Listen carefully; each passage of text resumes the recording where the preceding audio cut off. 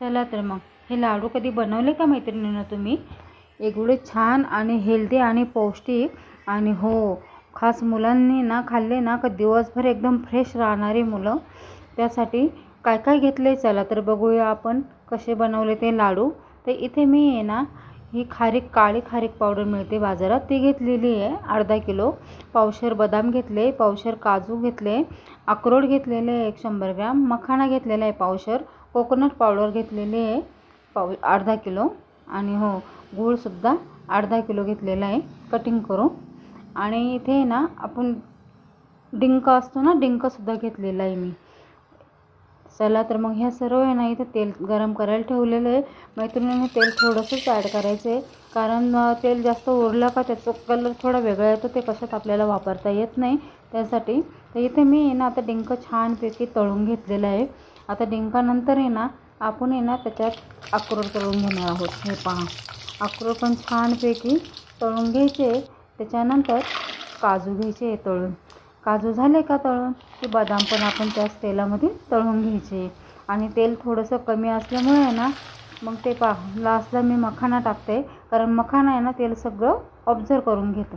तर हे छानपैकी आपलं सगळं असं खरपूसपणे भाजून घेतलेलं आहे. आता हे सर्व आहे ना आपण मिक्सरमध्ये बारीक करून घेणार आहोत. मखाना, काजू, बदाम, अक्रोड, डिंक छानपैकी याची पावडर केलेली आहे इथे. आणि त्याच्यामध्ये ना ही कोकोनट पावडर आहे ना ते ॲड करणार आहोत. आणि जी काळ्या खारकाची पावडर आहे ना ती सुद्धा मी याच्यात ॲड करणार आहे. हे पहा आणि छानपैकी सगळं आहे ना एकत्र आहे ना एकजीव असं मिक्स करून घेणार आहे जेणेकरून काजू बदामची पावडर आणि ते सर्व एकत्र छान मिक्स होईल. ह्या पद्धतीने सगळं असं आहे ना मिक्स करून घ्यायचं आहे. आणि एक मध्ये ना छोटंसं आहे ना असं आळं करून ठेवायचं आहे जेणेकरून आपण गुळाचा पाक करणार आहे ना तर तो त्याच्यात ॲड करायचा आहे. तर चला तर मग इथे तूप घेतलेले आहे मी छानपैकी गावठी घरी बनवलेलं तूप आहे हे. आणि कढई पण गरम झालेली मस्तपैकी त्याच्यात 2 चमचे तूप ॲड केलेलं आहे. त्यात तो गूळ ॲड करायचा आहे. पाण्याचा वापर मी अजिबात करत नाही मैत्रिणींनो. हे पहा गूळ छानपैकी ना मस्त असं सगळं उतळून घ्यायचं आहे आणि तो त्याच्यामध्ये ॲड करायचा आहे आणि छानपैकी मिक्स करून घ्यायचं आहे सर्व.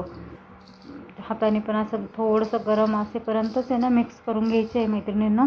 आणि छानपैकी आहे ना त्याच्यावर गावठी तूप आहे ना ते आहे ना 100 ग्रॅम असं छानपैकी त्याच्यावर सगळे बाजूने आहे ना असं सोडायचं आहे. मस्तपैकी असं हे आहे ना सोडलं की छानपैकी आपण लाडू आहे ना थोडंसं गरम असेपर्यंतच आहे ना लाडू बांधायला घ्यायचे. तर मैत्रिणींनो काय मग बनवणार ना लाडू? आणि हो कमेंटमध्ये नक्की सांगा कसे झाले काय. आणि फॉलो करायला, लाईक करायला, शेअर करायला अजिबात विसरू नका. तर हे हेल्दी लाडू नक्की बनवा, मुलं नेहमी फ्रेश राहणार.